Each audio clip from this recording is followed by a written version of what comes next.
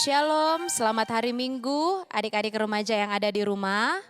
Puji Tuhan, bersyukur karena hari ini Minggu tanggal 28 Maret 2021 kita boleh dapat dipertemukan kembali dalam ibadah remaja secara online. Baiklah adik-adik remaja yang ada di rumah, kita akan masuk dalam ibadah. Mari siapkan hati kita untuk datang beribadah kepada Tuhan. Untuk itu, adik-adik mari kita berdiri, kita mengangkat pujian, hatiku siap.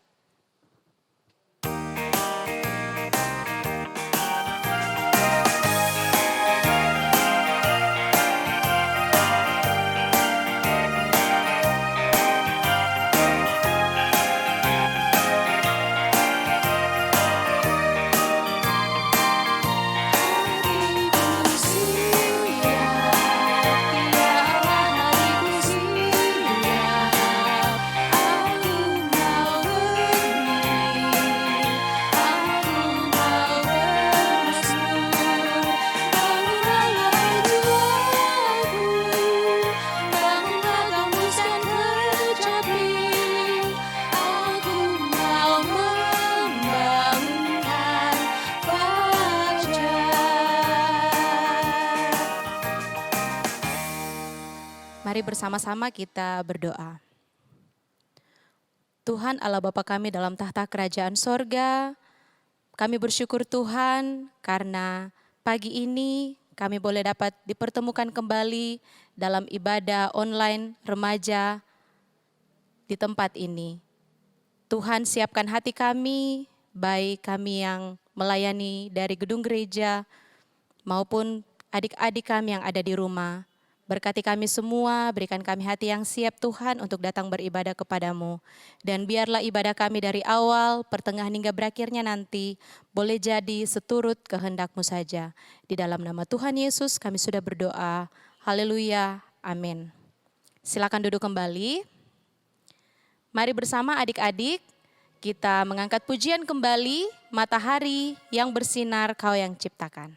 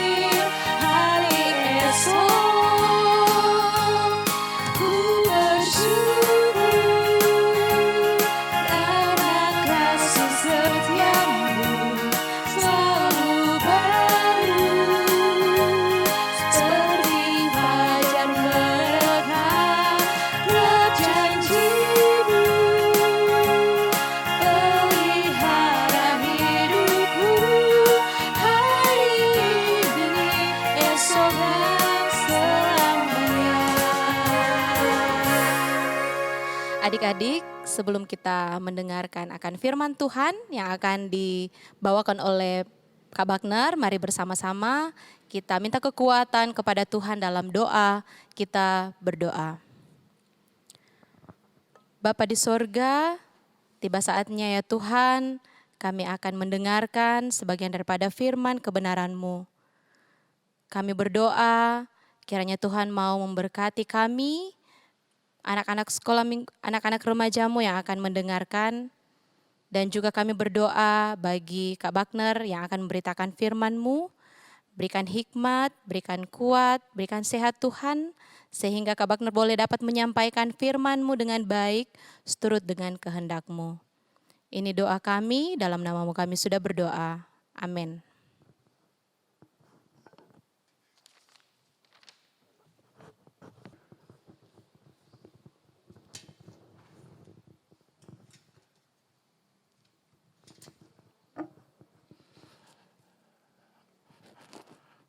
Shalom adik-adik remaja yang sama dikasihi Tuhan.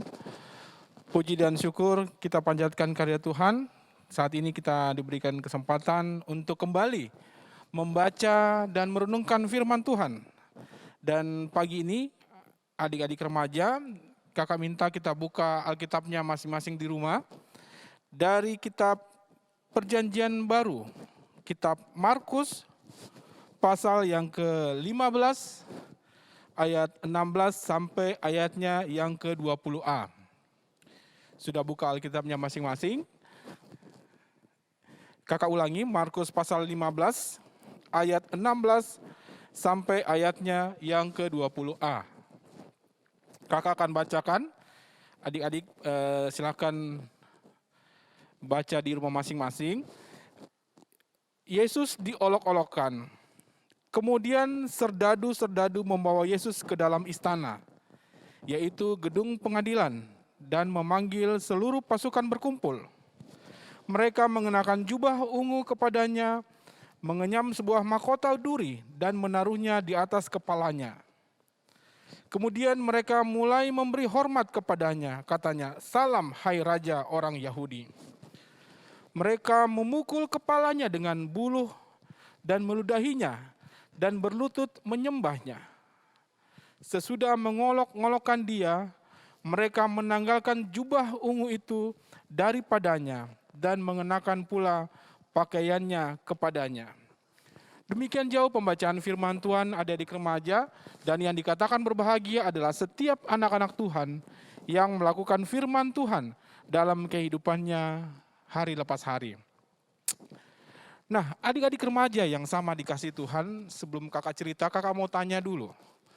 Pernahkah dalam kehidupan adik-adik remaja, mungkin di sekolah beberapa waktu yang lalu sebelum pandemi, ataupun mungkin ada orang-orang di sekitar adik-adik yang pernah menghina atau membuat adik-adik merasa sakit hati? Nah, kalau itu dialami oleh adik-adik, kira-kira apa yang adik-adik lakukan kepada mereka yang menghina ataupun membuat adik-adik sakit hati? Ya, macam-macam ya. Ada yang memaafkan, mungkin ada juga yang melakukan yang lebih dalam arti kata membalas penghinaan yang adik-adik dapat. Ya, macam-macam adik-adik. Dan tapi ada juga, kakak yakin ada juga yang belajar untuk memaafkan atas penghinaan yang adik-adik alami. Nah, pagi ini kita belajar ada sosok yang mendapat penghinaan dan penderitaan yang luar biasa, yaitu Yesus Kristus. Nah, adik-adik, kita akan belajar firman Tuhan pagi ini.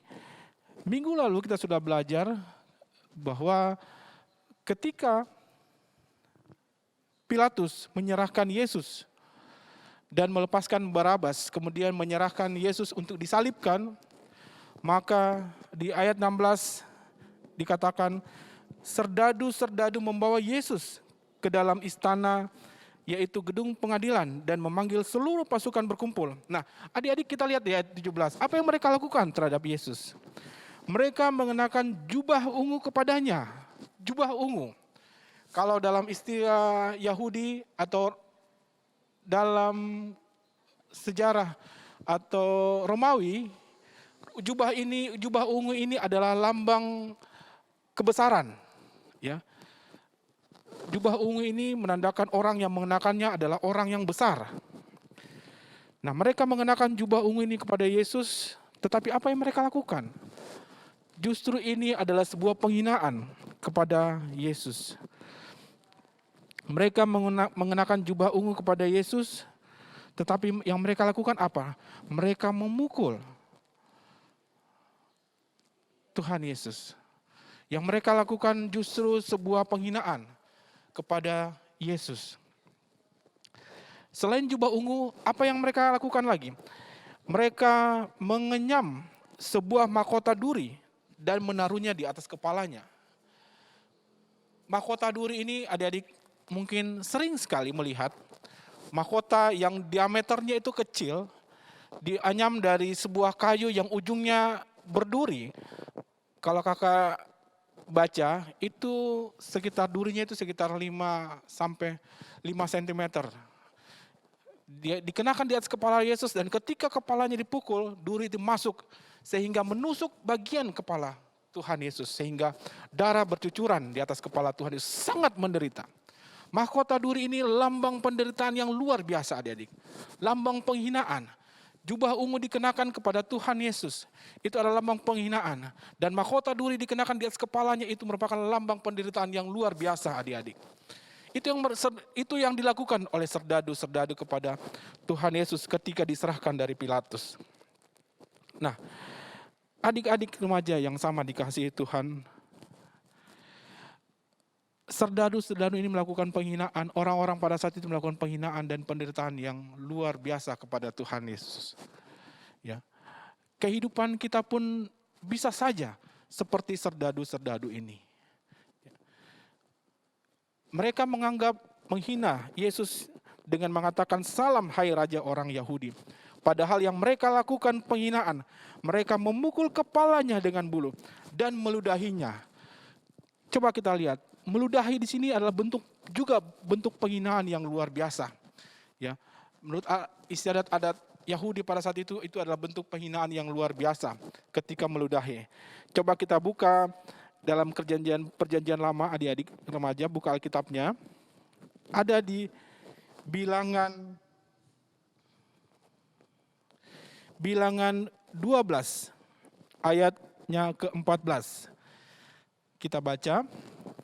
Kemudian berfirmanlah Tuhan kepada Musa, sekiranya ayahnya meludahi mukanya, tidakkah ia mendapat malu selama 7 hari? Biarlah dia selama 7 hari dikucilkan keluar tempat perkemahan, kemudian bolehlah ia diterima kembali. Nah, yang kakak mau katakan di sini adalah ketika orang-orang pada saat itu meludahi, memukul, itu adalah bentuk penghinaan dan penderitaan yang luar biasa, adik-adik, yang dialami oleh Tuhan Yesus. Nah, ketika itu dialami oleh Tuhan Yesus, adik-adik, apakah yang Tuhan Yesus lakukan? Apakah Tuhan Yesus membalas? Tidak sedikit pun. Yang Tuhan Yesus lakukan adalah dia diam dan menerima semua bentuk penghinaan, semua bentuk penderitaan. Ya, sebagaimana dinubuatkan di Yesaya. Coba kita buka Yesaya, adik-adik. Yesaya pasal yang ke-52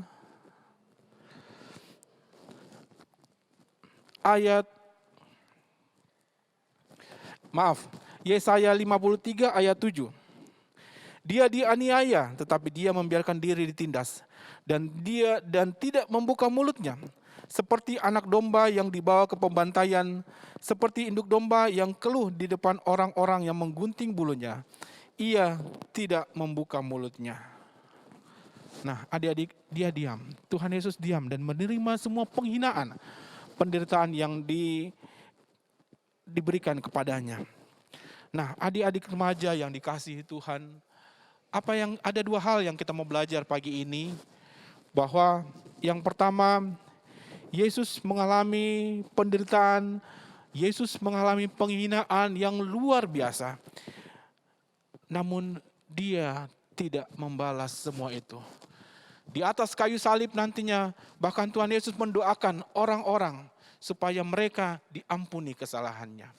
Yesus berdoa supaya kesalahan orang-orang yang melakukan penghinaan, yang melakukan penderitaan kepada Yesus itu diampuni. Dia tidak membalas sedikit pun, adik-adik. Ini adalah kasih yang luar biasa yang dinyatakan oleh Tuhan Yesus. Itu yang pertama kita belajar. Bahwa belajar mengampuni kesalahan, belajar memaafkan ketika kita dihina, ketika kita, kalau bahasa sekarang itu dibully, diejek, diolok-olok oleh teman-teman kita, oleh orang di sekitar kita. Kita belajar untuk mengampuni. Nah, itu hal yang pertama. Yang kedua, kita melihat Yesus itu adalah raja yang sejati. Kenapa kakak katakan demikian? Seorang raja yang sejati adalah raja yang mengorbankan hidupnya, bahkan mengorbankan nyawanya untuk umatnya. Ya, dia mau menderita, bahkan nantinya dia akan mati di kayu salib untuk adik-adik dan saya. Untuk semua orang, untuk semua umat manusia di muka bumi ini. Dan dia adalah raja yang sejati, mengorbankan nyawanya, rela dihina, rela menderita untuk adik-adik dan kakak. Untuk orang tua kita, untuk semua. Nah, hal yang kedua kita belajar, Yesus adalah raja yang sejati. Dia mau mengorbankan hidupnya untuk kita. Supaya kita semua beroleh keselamatan. Kita yang harusnya mendapat hukuman atas dosa kita, namun Tuhan menanggung semua penderitaan supaya kita tidak binasa. Supaya kita yang adalah umat Tuhan bisa beroleh hidup yang kekal. Supaya kita tidak binasa. Kita akan memperoleh keselamatan adik-adik dan saya. Jikalau Yesus benar-benar raja yang sejati, sudahkah kita benar-benar menganggap Tuhan Yesus kita itu adalah raja yang sejati? Kita mau hidup kita memuliakan nama Tuhan. Lewat tutur kata kita menghormati orang tua kita menghormati saudara-saudara kita. Kita betul-betul menempatkan Yesus adalah Tuhan dan Juru Selamat kita. Menempatkan Yesus adalah Raja yang sejati atas kehidupan kita. Kita belajar di usia yang muda seperti adik-adik remaja pada saat ini. Untuk setiap hal yang adik-adik lakukan, betul-betul benar-benar menghormati, benar-benar memuliakan Dia yang adalah Raja yang sejati, yang rela menderita, bahkan mati di kayu salib untuk adik-adik dan saya. Itu dua hal adik-adik remaja. Kita belajar pagi ini, kakak ulangi kembali bahwa hal pertama, kita belajar untuk mengampuni, memberikan maaf. Seperti kakak tadi katakan di awal cerita, ketika adik-adik dihina, diejek, diolok-olok oleh orang-orang sekitar adik-adik. Mari adik-adik, kita berdoa, ampuni mereka. Kita berdoa, semoga Tuhan mengampuni mereka. Jangan membalas penghinaan itu dengan penghinaan yang lebih besar lagi, jangan. Tapi kita belajar mengampuni. Yang kedua, kita mau hidup kita memuliakan Tuhan yang adalah Raja sejati. Kita mau memuliakan, menghormati Dia yang sudah mati, yang sudah menderita demi kita. Semua adik-adik. Mari kita belajar sebagai anak-anak remaja untuk menjadi pelaku-pelaku firman Tuhan. Demikian firman Tuhan pagi ini, adik-adik. Dan sebelum untuk meresponi firman Tuhan, mari kita satu dalam doa, kita berdoa. Tuhan Yesus yang baik, pagi ini terima kasih untuk firman Tuhan yang sudah kami belajar bersama-sama bagaimana orang-orang yang mengolok-olokkan Tuhan, yang memukul, bahkan meludahi ketika Tuhan Yesus akan disalibkan. Tuhan, ajarlah kami, anak-anak remajamu, untuk belajar mengampuni ketika kami dihina, ketika kami diolok-olok oleh orang-orang sekitar kami. Ajarlah kami Bapa, untuk hidup kami, hidup yang memuliakan Tuhan. Sebagai Raja yang sejati, yang sudah mengorbankan nyawanya demi kami. Ajarlah kami Bapa, untuk menghormati orang tua kami, mengasihi saudara-saudara kami, sebagai wujud bahwa kami mau hidup kami memuliakan Tuhan. Ajar kami ya Tuhan, dimanapun kami berada. Kami rindu menjadi anak-anak remaja Tuhan yang berkenan di hadapan Tuhan. Yang senantiasa meneladani pengorbanan dan penderitaan Tuhan di atas kayu salib untuk menebus dan menyelamatkan kami. Terima kasih Tuhan. Ini doa kami. Bentuklah kami menjadi anak remaja yang berkenan di hadapan Tuhan. Di dalam nama Tuhan Yesus Kristus, jadikanlah kami pelaku firman Tuhan dimanapun kami berada. Haleluya, amin.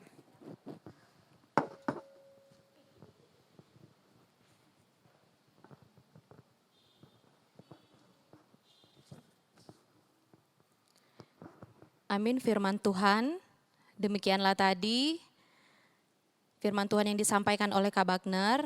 Biarlah firman Tuhan tadi tidak berlalu begitu saja, tapi biarlah firman Tuhan tadi boleh dapat kita tanam baik dalam hati kita dan kita boleh aplikasikan dalam kehidupan kita sehari-hari. Meresponi akan renungan yang baru saja kita dengarkan, mari bersama adik-adik remaja kita mengangkat pujian, Aku Mengasihi Engkau Yesus.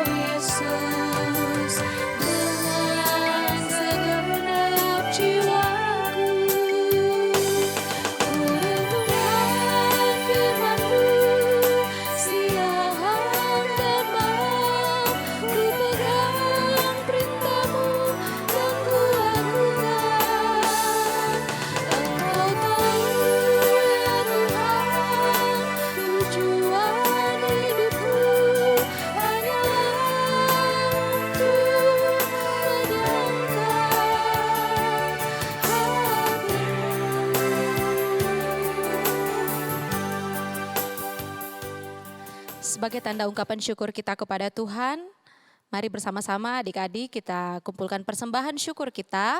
Sambil persembahan syukur kita kumpulkan, bersama-sama kita angkat pujian, Betapa Hatiku Berterima Kasih Yesus.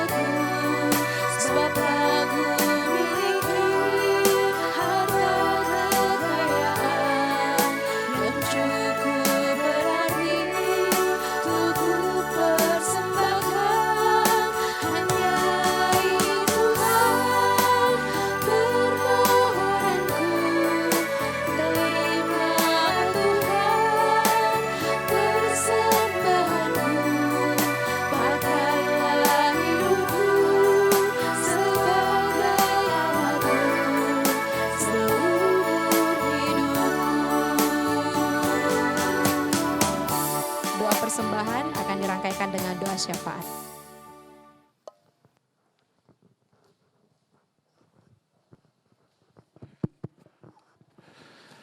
Baik adik-adik remaja yang sama dikasih Tuhan, kita akan masuk dalam doa syafaat di rumah masing-masing adik-adik. Mari kita tenangkan hati dan pikiran kita lipat tangan dan kita berdoa. Segala pujian, syukur, hormat, dan kemuliaan kami persembahkan kehadirat-Mu ya Allah Bapa kami di sorga, di dalam nama Tuhan kami Yesus Kristus, yang sudah menderita dan mati untuk menebus dan menyelamatkan kami. Terima kasih Tuhan untuk ibadah-Mu pada pagi hari ini. Biar sekiranya pujian yang kami naikkan, firman Tuhan yang telah kami belajar bersama-sama, boleh kami lakukan dalam kehidupan kami, dimanapun kami berada. Dalam doa syafaat kami pada pagi hari ini Tuhan, kami berdoa untuk semua adik-adik remaja kami di rumah masing-masing. Kami berdoa Tuhan melindungi, menyertai, memberikan kesehatan yang baik, kepada adik-adik remaja kami di rumah masing-masing, di tengah-tengah keluarga, terutama di tengah-tengah pandemi COVID yang masih berlangsung Tuhan, sehingga adik-adik remaja kami dimanapun mereka berada senantiasa dalam penyertaan Tuhan. Kami juga berdoa untuk keluarga masing-masing, untuk orang tua kami masing-masing. Kami serahkan ke dalam tangan-Mu, Tuhan, yang memberkati orang tua kami, memberikan kesehatan yang baik dan umur yang panjang pada orang tua kami, sehingga bisa terus membimbing kami, membimbing adik-adik remaja kami, seturut dengan kehendak Tuhan dan hanya untuk kemuliaan nama Tuhan. Terima kasih Tuhan Yesus. Kami juga berdoa untuk adik-adik remaja kami yang sementara menuntut ilmu Tuhan di tengah-tengah pandemi COVID ini. Tuhan berkenan memberkati mereka dalam proses pembelajaran yang masih secara online ya Tuhan, agar adik-adik remaja kami dimampukan untuk bisa belajar, terus belajar dengan giat, dan di dalamnya hanya oleh karena pertolongan Tuhan saja. Terima kasih Tuhan Yesus. Kami juga berdoa untuk bangsa dan negara kami. Tuhan berkenan memberkati bangsa dan negara kami, pemimpin bangsa dan negara kami dari pusat sampai ke daerah-daerah. Kami juga berdoa untuk kota kami Makassar ini, agar kota kami, bangsa dan negara kami senantiasa dalam damai sejahtera Tuhan dan dalam penyertaan Tuhan senantiasa. Kami juga berdoa untuk persembahan kami yang telah kami bawa di rumah kami masing-masing, dari rumah kami masing-masing. Kami berdoa Tuhan memberkati persembahan kami ini, semoga berkenan di hadapan Tuhan. Terima kasih Tuhan Yesus. Ampunkanlah sekiranya salah dan dosa kami. Terimalah doa syafaat kami ini Tuhan, ungkapan syukur dan permohonan kami yang kami bawa hanya di dalam satu nama. Nama yang indah, nama yang ajaib, nama di atas segala nama, yaitu Tuhan kami Yesus Kristus, yang itulah Tuhan dan Juru Selamat kami, yang telah mengajar kami berdoa bersama-sama doa Bapa kami. Bapa kami yang di sorga, dikuduskanlah nama-Mu, datanglah kerajaan-Mu, jadilah kehendak-Mu di bumi seperti di sorga. Berikanlah kami pada hari ini makanan kami yang secukupnya, dan ampunilah kami seperti kami juga mengampuni orang yang bersalah kepada kami. Dan janganlah membawa kami ke dalam pencobaan, tetapi lepaskanlah kami daripada yang jahat. Karena Engkau yang punya kerajaan dan kuasa dan kemuliaan sampai selama-lamanya. Amin.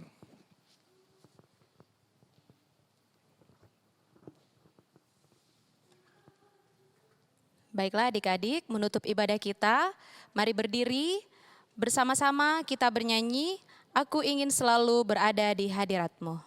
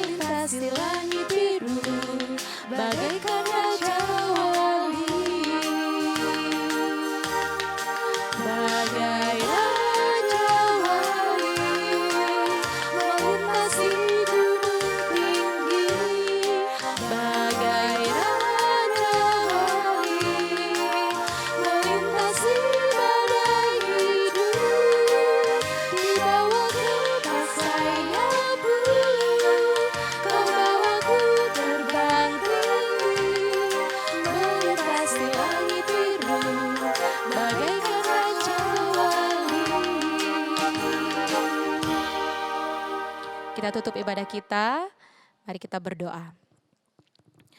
Kiranya Tuhan memberkati dan melindungi kita. Kiranya Tuhan menyinari kita dengan wajah-Nya dan memberi kita kasih karunia. Kiranya Tuhan menghadapkan wajah-Nya dan memberi kita damai sejahtera. Amin. Adik-adik, demikianlah ibadah kita. Shalom, selamat hari Minggu, Tuhan Yesus memberkati.